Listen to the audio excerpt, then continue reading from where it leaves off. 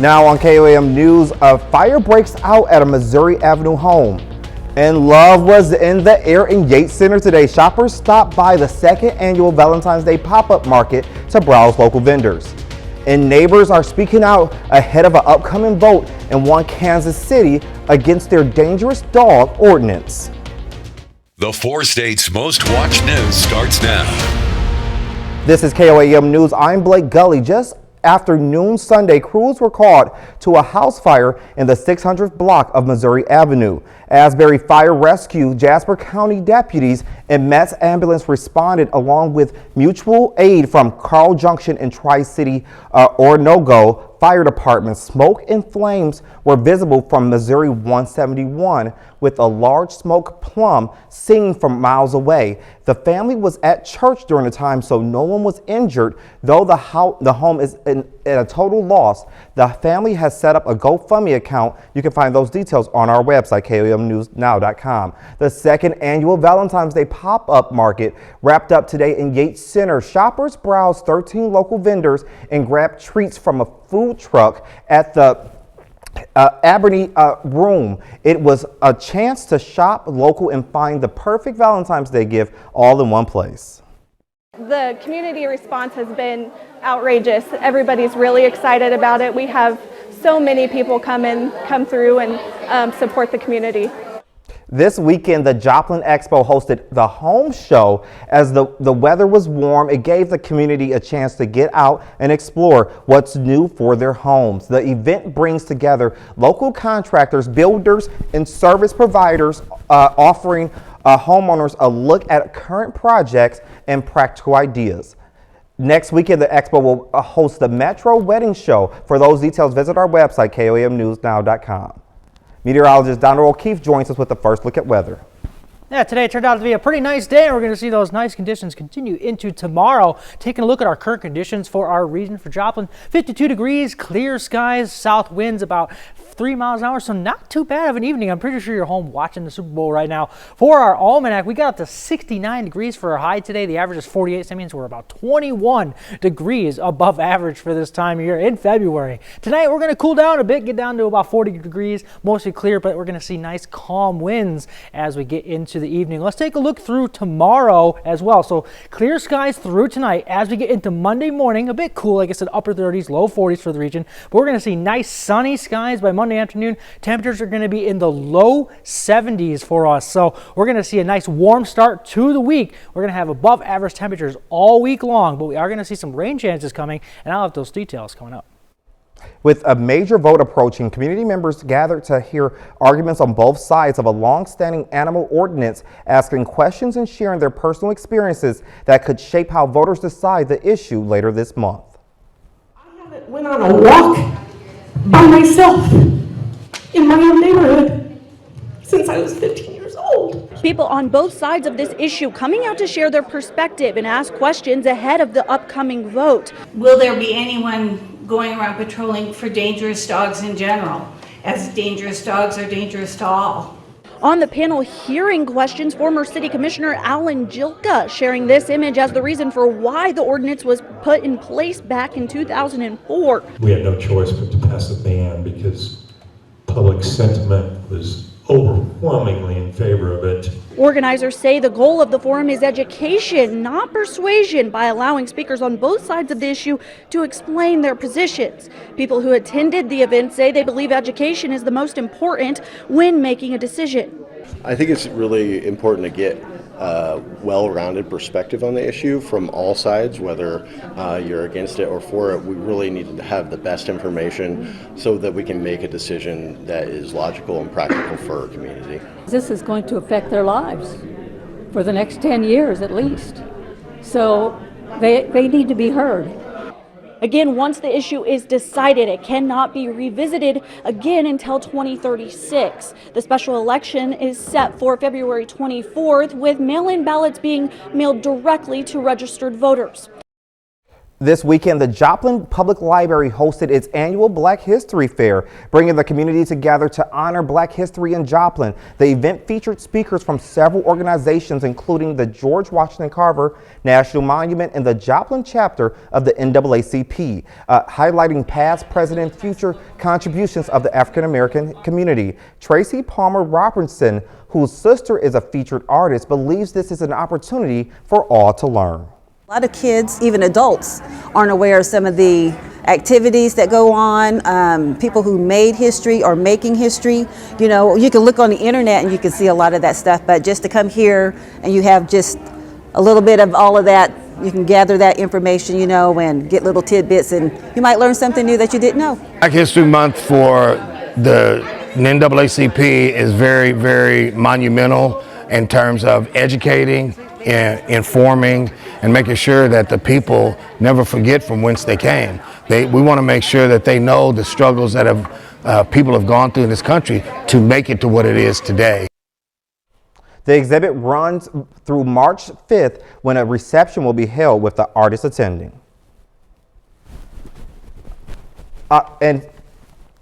Also, Artcon hit Neosho Junior High School today, this weekend, drawing over 2,000 fans and 100 vendors. Attendees met celebrity guests, joined panels of Q&As, and enjoyed video and tabletop games. Cosplayers showed off their costumes and competed for cash prizes, while artists and vendors sold special items. The event offered fun for the whole family and celebrated art, fandom, and community. I just like meeting people. I love people who come up to the table who are enthusiastic, who maybe grew up watching Yu-Gi-Oh! Or Teenage Mutant Ninja Turtles, or maybe still like to watch it. I just love meeting people. Everybody is so incredibly nice, and it's fun to talk. It's fun to talk to shows with people. Still ahead on KOAM News, a local veteran hits a new milestone, turning over 100 years old. A Pittsburgh man reaches a big birthday milestone today. KOAM's Mitch Adams spoke with the veteran who's lived through 18 U.S. presidencies. The saying goes that age is but a number, and some people prove that. A Pittsburgh veteran and husband named Frank Emmel is celebrating 103 years of life. I was born and raised in Missouri. And you might say I grew up over in Reynolds County. That's in the southern part of the state. Born in 1923, Emmel went to school in southern Missouri in a two-room schoolhouse. And a little old country school, just 2 rooms, and at one time they did have one room that was for high school students. Another room was for the grade 2 school period. And that was about, 2-3 miles from my house. And I walked back and forth there every day. Emmel said that growing up in those days was much different, but it was enjoyable.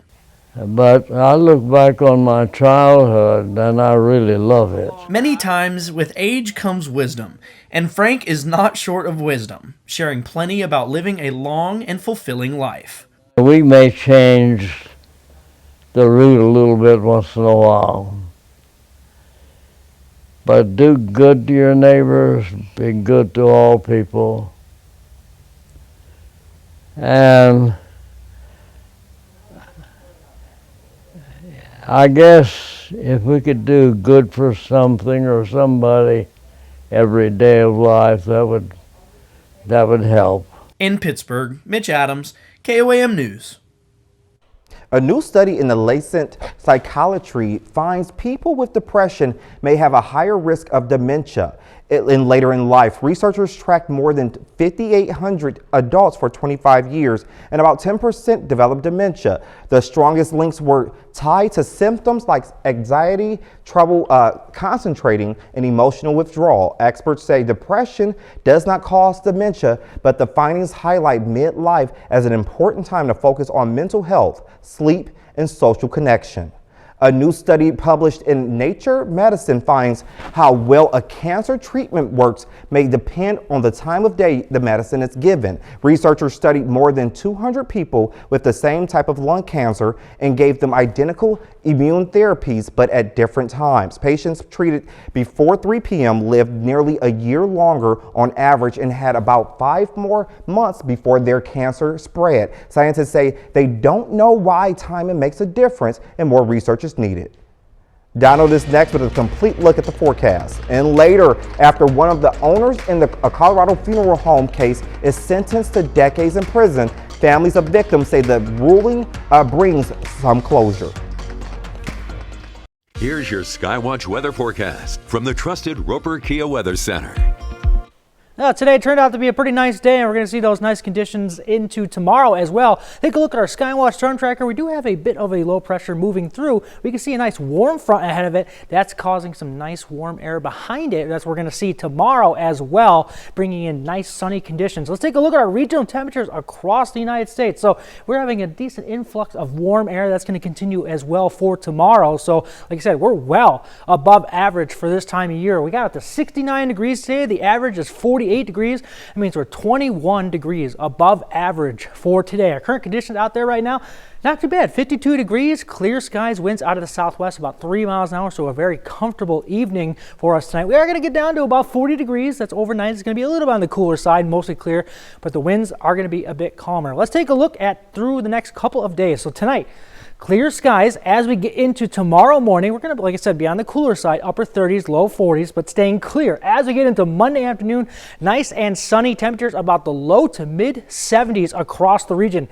Getting into Monday night, Tuesday morning, we are going to have some increasing cloud cover by Tuesday morning, but temperatures are going to be in the upper 40s, low 50s for the area. By the time we get to Tuesday, we're going to see a bit of north wind start to push in, but before that cold air makes its way in, we're going to see temperatures about the low to mid 60s for us for Tuesday afternoon. So if you're planning your day for Monday, nice sunny skies through the entire day, high of about 73 degrees for Monday. For tomorrow night, only getting down to 52 degrees, increasing clouds through the evening into the overnight, and it's going to be a bit breezy. We could see winds gusting up to 20 miles an hour for tomorrow night. Taking a look at Indigo Sky, Casino and Resort Cam, not too bad of a night, nice clear night, and like I said, we're going to see nicer conditions tomorrow.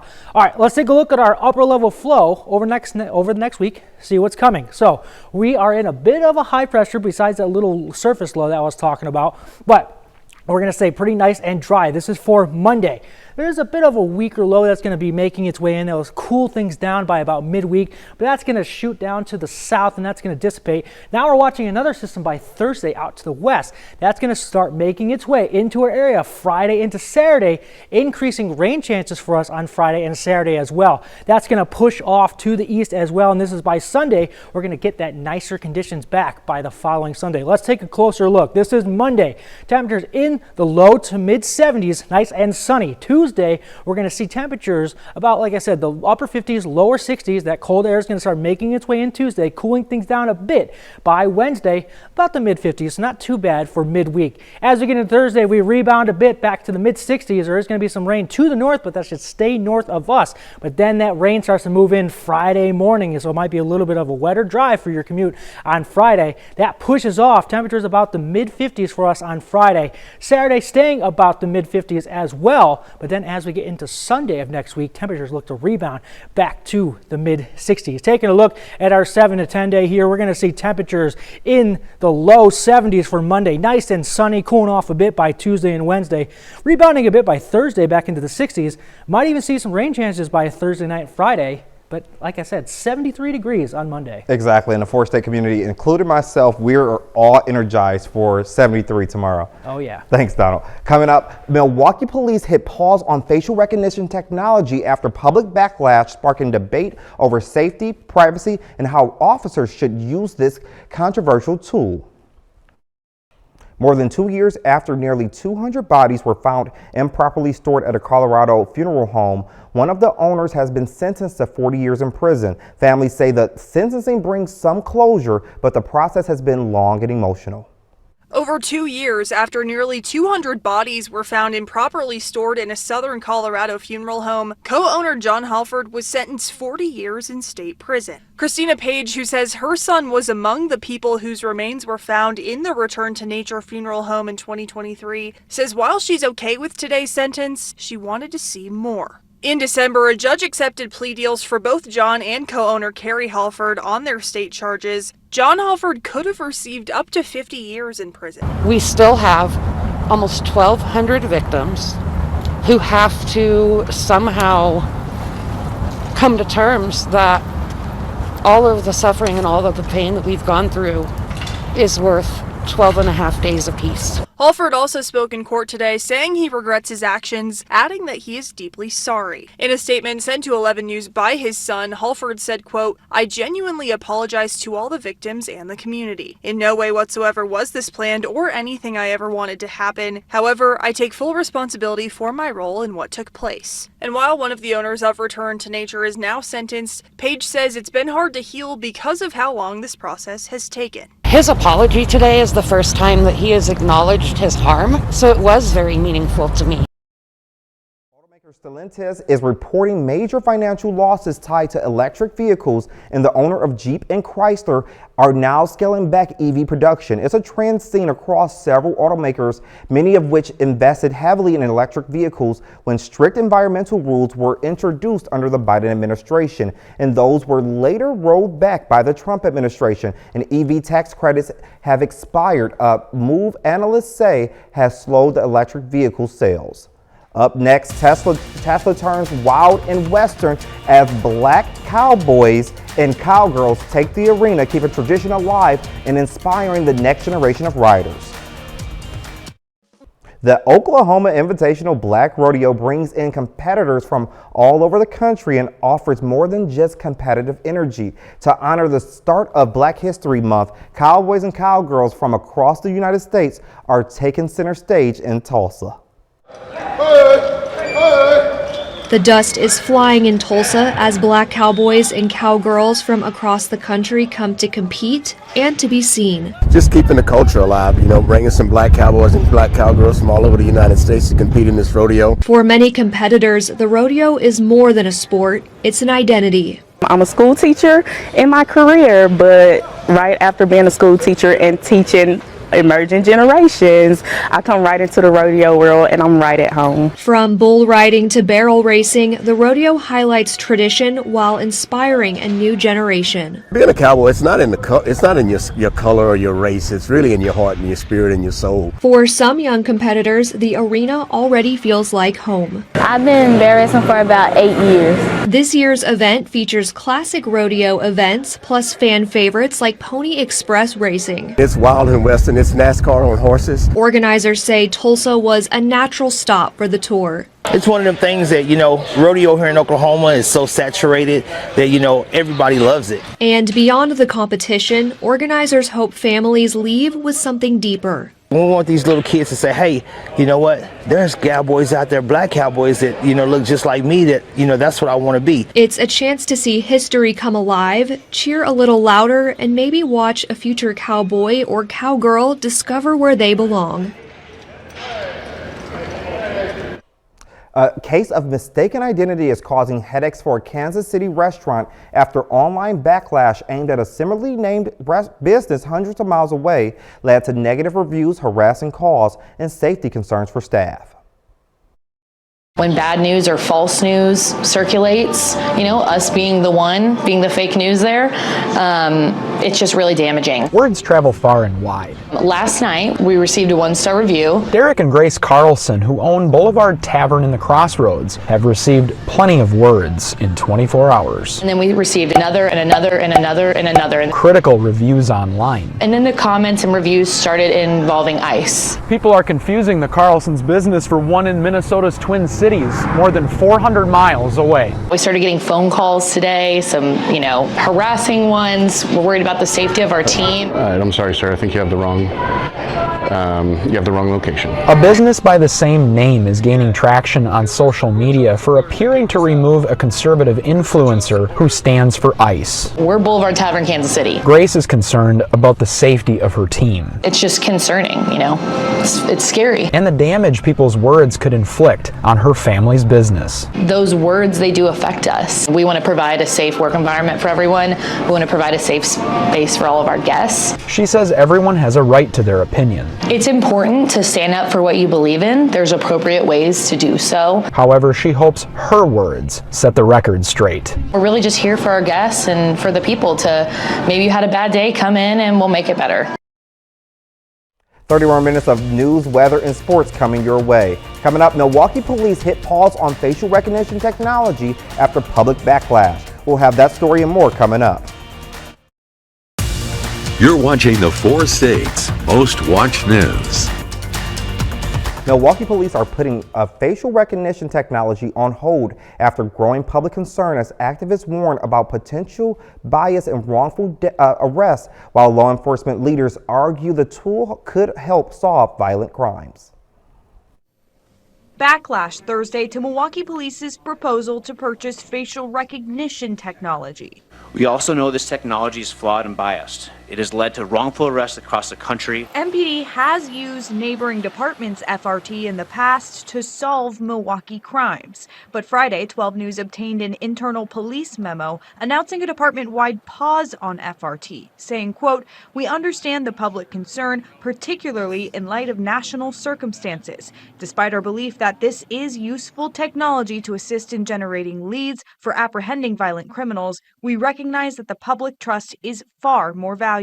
Detectives could really use this tool to solve crimes. Milwaukee Police Union President Alex Ayala calls the change disappointing. I'm assuming that the mother of a homicide victim out there sure wants us to use facial recognition to catch the murder of her son. There's no policy right now dictating how officers can and cannot use FRT. If they get used improperly, then those people get dealt with and they get fired and they get suspended. Is there a uniform framework to do that right now, though, in the department, since there's not an SOP for this? I don't know if there is, just because we apparently didn't have that. Activists say policy is paramount to prevent wrongful arrests. Do you think that's something that would be inevitable here in Milwaukee? Is it going to happen? Probably. But if we have a good system and good policies that we follow, then we shouldn't have any issues. Ayala argues MPD can work to create a policy, but rely on best practices in the meantime. Do you know how officers are trained to use FRT? We already have systems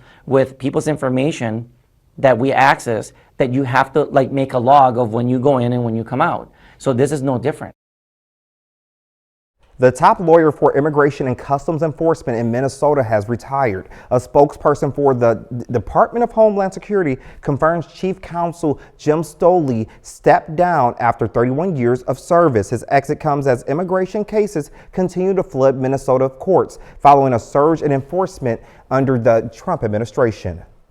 Hope is still alive in the search for Nancy Guthrie. It was a week ago today that the Today Show Savannah Guthrie's mother, along with her two siblings and her, reported her mother was missing in Arizona. Police in the area are still frantically searching for clues, hoping to discover who may have abducted Nancy. She was, and where is she now? As the reporter is there, he has the latest. We turn to you, Lord, in our hour of need. 1 week ago, Nancy Guthrie missed Sunday service at St. Andrew's Presbyterian Church. Today, they prayed for her safe return. We pray for Nancy's rescue. We pray for her release. We pray that she would be brought safely home. In this Tucson suburb, a team from the Pima County Sheriff's Department once again searched the inside and outside of Guthrie's property. The hunt for clues led investigators back to her daughter Annie's house Saturday night. Detectives are now canvassing several gas stations in surrounding neighborhoods, tracking down hundreds of vehicles caught on camera the night Guthrie disappeared. We received your message, and we understand. Guthrie's children's third emotional plea comes as the FBI examines 2 ransom notes believed to have come from the same person claiming to have the 84-year-old. The search has become a sensation fueled by fame and the many questions that remain. not unlike the 1932 Lindbergh kidnapping. On a cold and bleak March 1st, 1932, the little boy was kidnapped from his second-floor bedroom. And the 1974 abduction of heiress Patty Hearst. There's been a big kidnapping on the West Coast. The victim is Patricia Hearst. For Guthrie's family, an agonizing wait. We beg you now to return our mother to us so that we can celebrate with her. This is the only way we will have peace. This is very valuable to us, and we will pay. Now, despite the FBI offering a $50,000 reward, authorities say they still don't have a suspect, person of interest, or vehicles in this investigation. Later at a school where skis and snowboards replace hall passes, students chase Olympic dreams while their classmates cheer them on every step of the way. Here's your Skywatch weather forecast from the trusted Roper Kia Weather Center. Today turned out to be a pretty nice day, and we're going to see nice conditions through tomorrow as well. Take a look at our Skywatch storm tracker.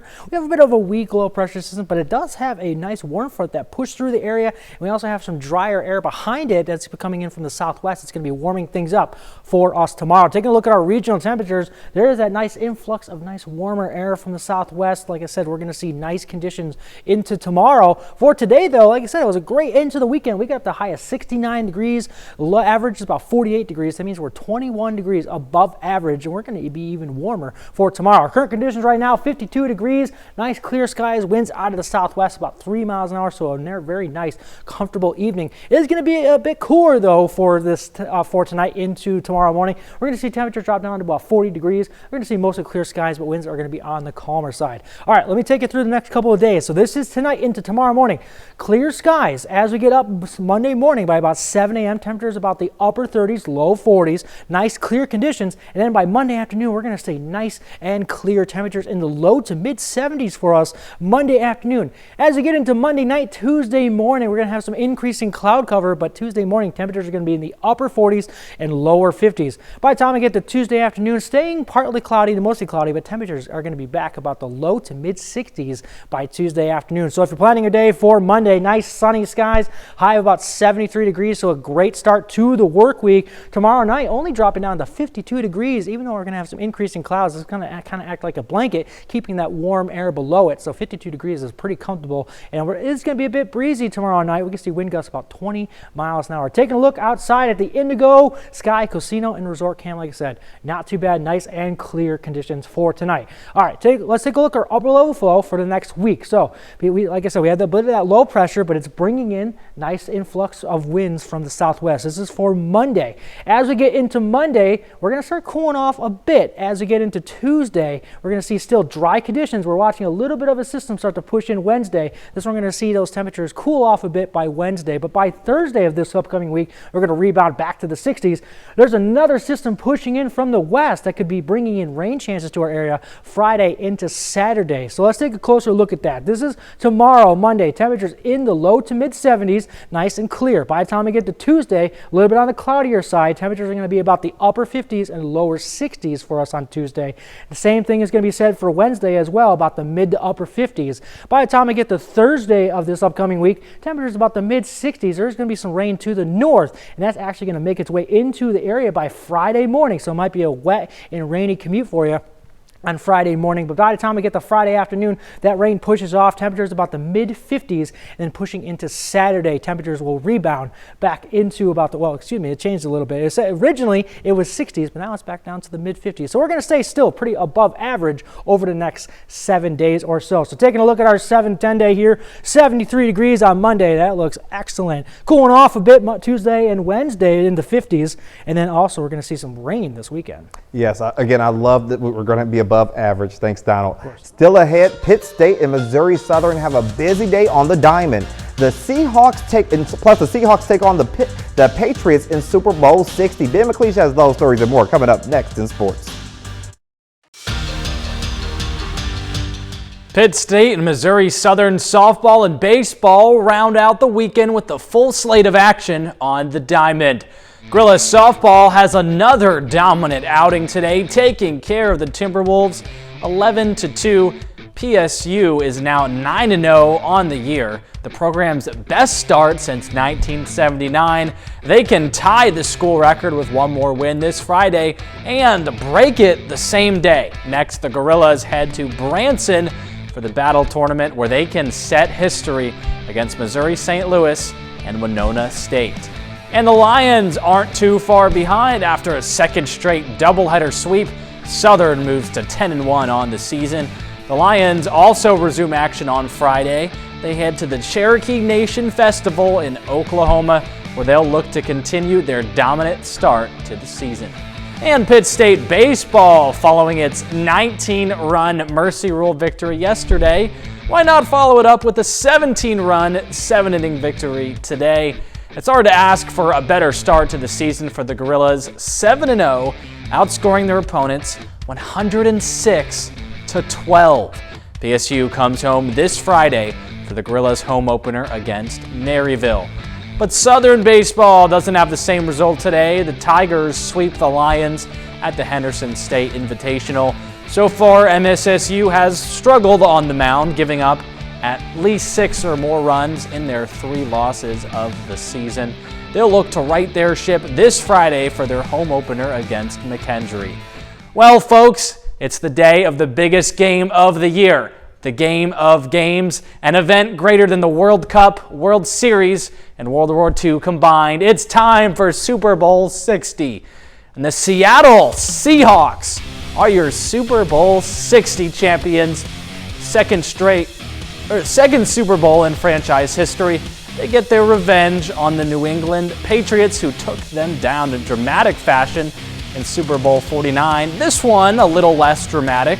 Seattle looked like the best team in the league all season, and they continue that today. The defense locked down Drake May and the Patriot offense, holding them to 0 points in the first 3 quarters and allowing the Seattle offense to build a 19-0 lead. The defense even added a touchdown of their own. Utter dominance from that unit. And Sam Darnold did what he needed to do, not turning the ball over and leading the team on 4 field goal scoring drives before throwing for the first touchdown of the game early in the 4th quarter. What a story for him. Drafted by the Jets in 2018, traded to the Panthers after an unsuccessful stint, bounced around the league until he ended up with the Minnesota Vikings last year, going 14-3 in the regular season. But Minnesota decided they wanted to go another direction, and now here he is hoisting the Lombardi Trophy in Super Bowl 60. But the star for the offense was definitely running back Kenneth Walker. He was just named Super Bowl MVP. He racked up over 130 rushing yards, 150 total. Well, the game itself was a little bit disappointing, Blake, but what did you think of the halftime show? Well, I live for the halftime show of the Super Bowl, and I think Bad Bunny did a great job. Again, I'm still learning my Spanish, so I didn't know every word, but then I was surprised when I saw Lady Gaga pop out. That was a cool Latin rendition of her hit song, but I thought it was like the most beautiful halftime show I've seen, with the camera angles and all the stunts they did. Definitely put a lot of effort into that. And that's why we work in journalism. We'll be right back. It's one of the most unique schools in the country.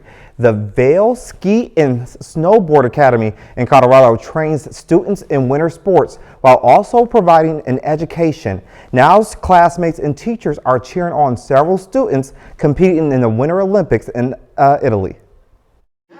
If it looks like a school and sounds like a school. So instead of traditional hall passes, we utilize skis, snowboards, and hockey sticks. Then it is a real school, right? We are probably one of the most unique public schools in the country. Matt Steninger is a teacher at Vail Ski and Snowboard Academy. Yes, a very real, very serious public middle and high school in Minturn. We're completely dedicated to serving winter sports athletes in our community here in Eagle County. We get a snowboard in the morning, come to school in the evening, kind of blends athletics and academics together so we can all chase our dreams of going to the Olympics. In this school, Olympian alumni line the hallways. Switch 19 Indy, bro. And some school days include Olympic watch parties. We are watching the Olympics men's snowboard big air qualification. 11-year-old Benny Diaz wants to be a pro snowboarder. This week, He's watching his classmate, VSSA senior Ollie Martin,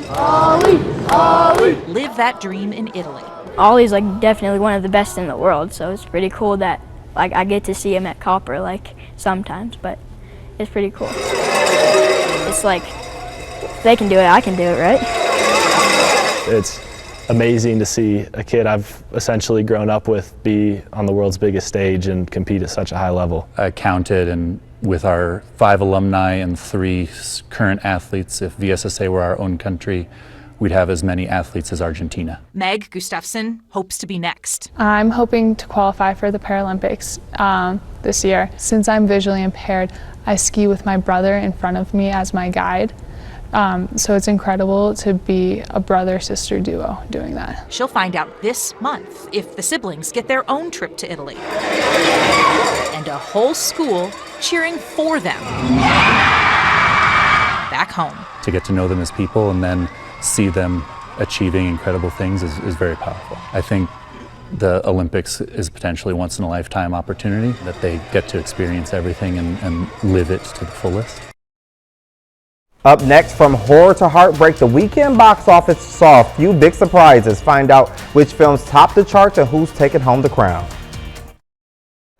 Even on Super Bowl weekend, plenty of people went to the movies. David Daniel has the early box office estimates for the top 5 films in theaters. He comes to find his princess. Count Dracula. Dracula debuted in 5th place, grossing $4.5 million. 속에 사는 듯한 느낌이 있습니다. Stray Kids, the Dominate experience, made $5.6 million, opening at number 4. Can we just agree this is important? Food, air. Iron Lung took 3rd place with $6.7 million, giving the $3 million indie film a domestic total of $31.4 million. Look, I think we both know things didn't go too well today. What's going on? She was just here, and then she wasn't. Solo Mio, about an American left at the altar in Rome, earned $7.2 million to debut in 2nd place. No help is coming. You just have to accept that this is how things are now. The horror comedy Send Help took in $10 million to keep the weekend crown. In Hollywood, I'm David Daniel. And that's the news for tonight. We'll see you tomorrow.